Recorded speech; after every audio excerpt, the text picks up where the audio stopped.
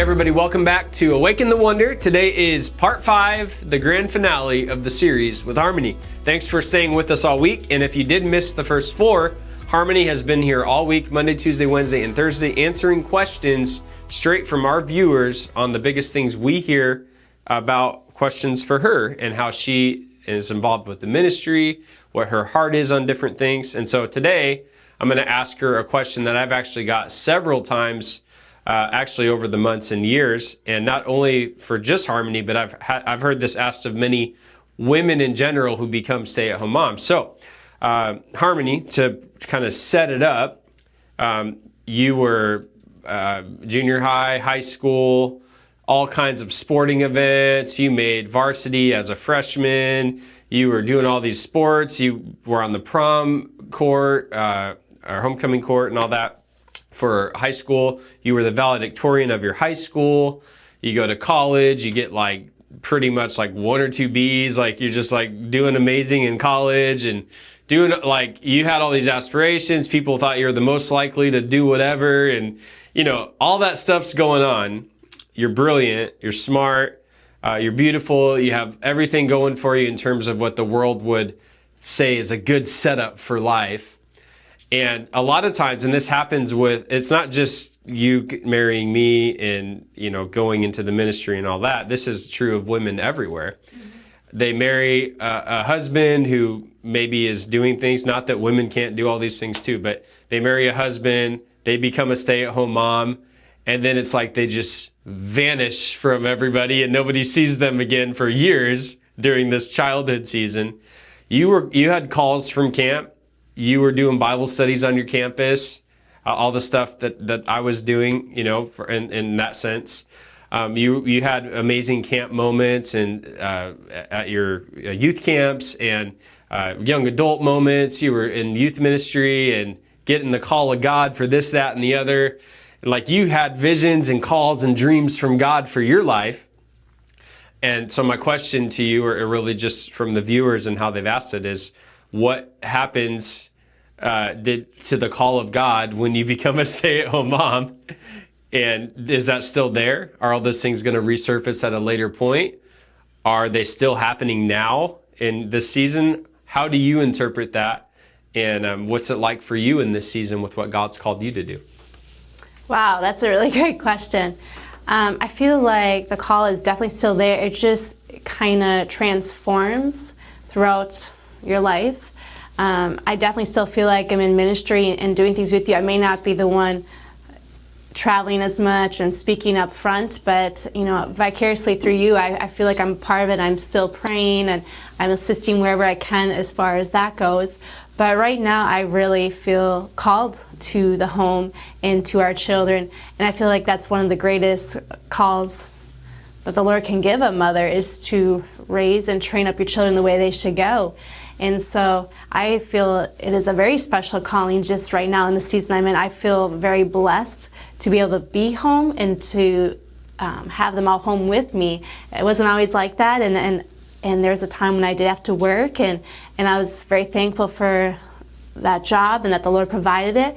But I knew I was supposed to be home with my children, and when the Lord worked that all out and said it was time, I was really excited to be able to do that, because I just felt that was part of my calling, and just being able to raise them up. And they're the next generation, and it's very important what we're doing.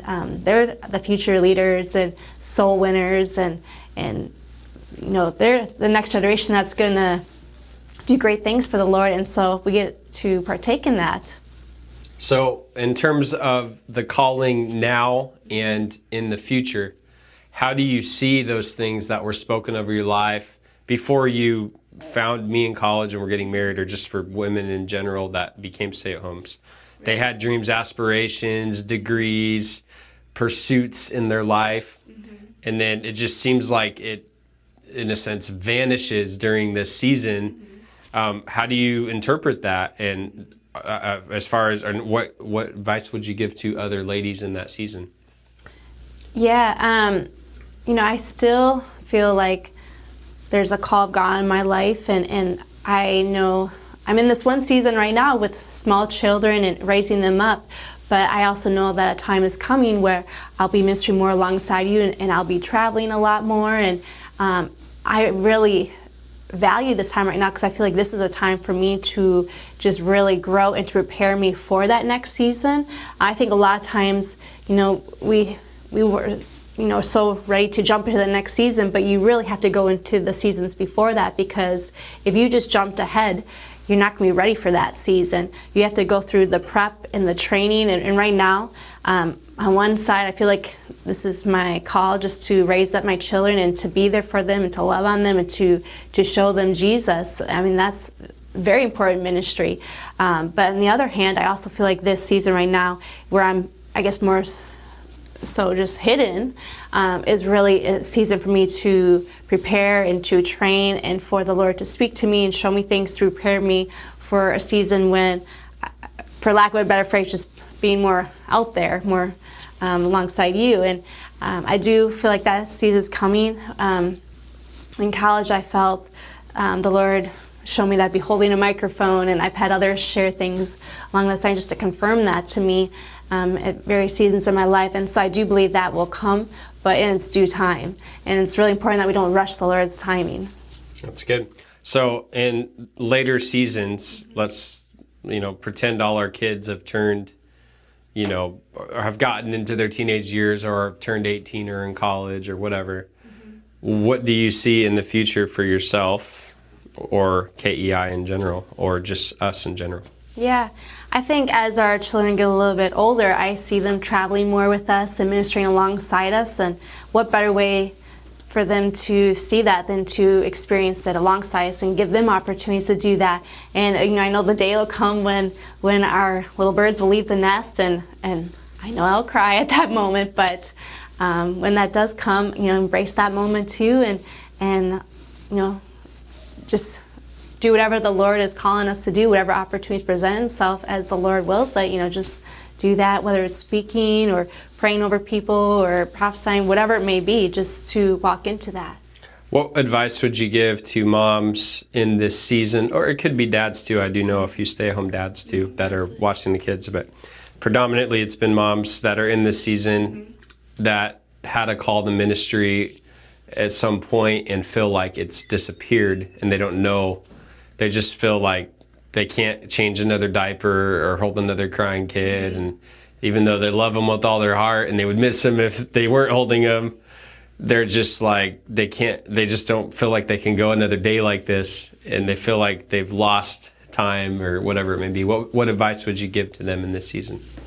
Yeah, just enjoy the season. I know there's moments when you're not enjoying it, when you have a sick child or a poopy diaper that just is a mess. Those can be not fun times, but just remember, this is only for a season. They're only little ones, and these years are very formative years for them, and it's really an honor. I look back in my own childhood. My mom was a stay-at-home mom, and I loved having her there and just having all those memories with her and getting to do things with her. And so I get the opportunity to do that with my children now. And so there's times where I'm like, oh, I can't wait till nap time. I can't wait till they go to bed. I'm ready to go to bed myself. But then when they're sleeping, then I'm like, oh, I can't wait till they're awake and to hold them.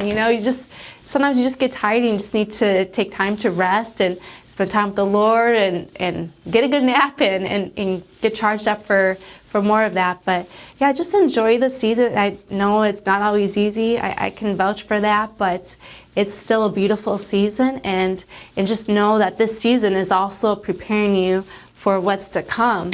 And you just have to take it a day at a time and just use this time to prepare for the next one.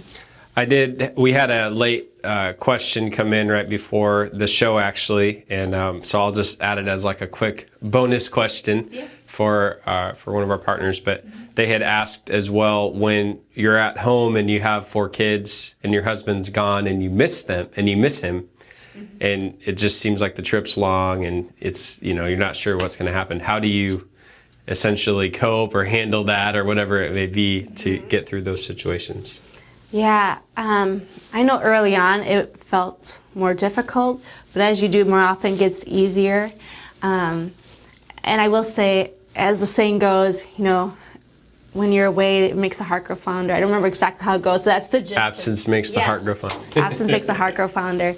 And, it's always, sometimes, well, not sometimes, we always do. We always miss you when you're gone. And, we understand that it's an important thing that you're doing, but we also just really look forward to when you're home. It makes when you come home just so exciting. We're all excited. We're counting the time till you come back. And, just taking time to call you and reach out to you and shoot texts. And sometimes, we're trying not to overload you because I know you're busy, but even just quick text, hey, love you, praying for you, same videos, like just trying to stay in touch and keeping busy, that helps too. Especially when you have kids, that's, kind of a given. It's easy to stay busy. But just looking forward to when you're home and taking advantage of those times when you're home really helps. Sounds good. All right. Any final thoughts you want to add to any questions or anything that's on your heart in general from our series? Feel free to take it away. Just whatever season you are, whether you're a stay-at-home mom or if you're working, whatever it is, God has placed dreams and calls in all of us. And just remember, even if you're not seeing something right now, doesn't mean it's not going to happen or you're giving it up. The season you're in right now is going to prepare you for the next one. So just trust Him and guide Him. And when I look back, I see the hand of the Lord in each season. I would not be ready for the season I'm in right now if I hadn't gone through other seasons. So just remember that and trust the Lord. He's going to carry you on. And even for those that are stay-at-home moms or dads with especially small children, it can be very tiring, but just know that is ministry too. That is a very important ministry, just to raise up your own children to serve and love Jesus. All right, Harmonee, you did good. You're about to go back off the camera and hide a little bit more. Nobody's going to see you again for a little bit, but anyways, you'll be with the kids. But we're glad to have you on for the series here. It's been good. I think it's going to help a lot of people. So thanks for definitely making the time to do it. So. Absolutely. I love to be here. Love to talk. For those that follow the ministry closely, make sure you go to kingdomencounters.us/events, and you're going to see when I'm going to be in a city near you. Harmonee is going to be in some of those cities, so you might see her as well. But otherwise, go to our website, kingdomencounters.us. You can invest there. You can also sign up for our 24/7 prayer team there as well, and we'd love to hear from you on what the Lord is doing. Share your testimonies, info@kingdomencounters.us. Until next time, we'll see you guys real soon. Thank you for listening to Awaken the Wonder. If you enjoyed today's show and want more ministry like this, please visit kingdomencounters.us, where you can find weekly blogs and my latest book, Hunger. Be sure to subscribe and follow me on Facebook, YouTube, and Instagram at the tag Evangelist Caleb Wampler. If the Lord leads you to partner with us in the nations in prayer and giving, visit kingdomencounters.us. I'll see you next time.